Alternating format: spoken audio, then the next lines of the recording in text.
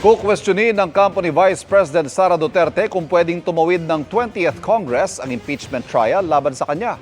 May mga naging hakbang niya sa paghahain ng impeachment na labag sa konstitusyon. Nakatutok si Ian Cruz.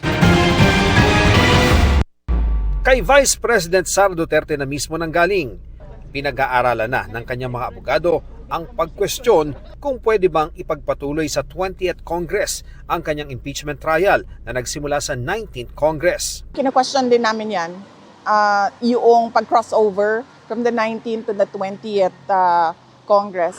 Sinabi yan ng Vice Presidente sa pagharap niya sa mga taga-suporta sa The Hague, Netherlands, kung saan nakadetain ngayon ang kanyang amang si dating Pangulong Rodrigo Duterte na naharap sa reklamong crimes against humanity sa International Criminal Court, pero nang usisain siya sa detalye ng kanilang stratehiya. Yung lawyers ko na lang magsalita, ma'am, kasi papagalitan na naman ako nila. Papagalitan na naman ako noon, ma'am, ng mga lawyers ko. So, tanong natin yung lawyers. Sabi pa ng Vice, Ang pagkakaintindi ko ay madaming procedural lapses na nangyari na labag sa Constitution.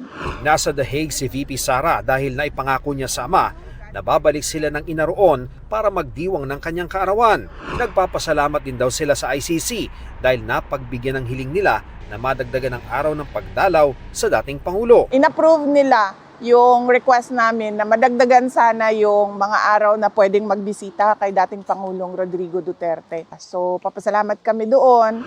Tinanong din ng Vice sa reaksyon niya sa pagkakatalaga kay General Nicolas Torre III bilang bagong PNP chief.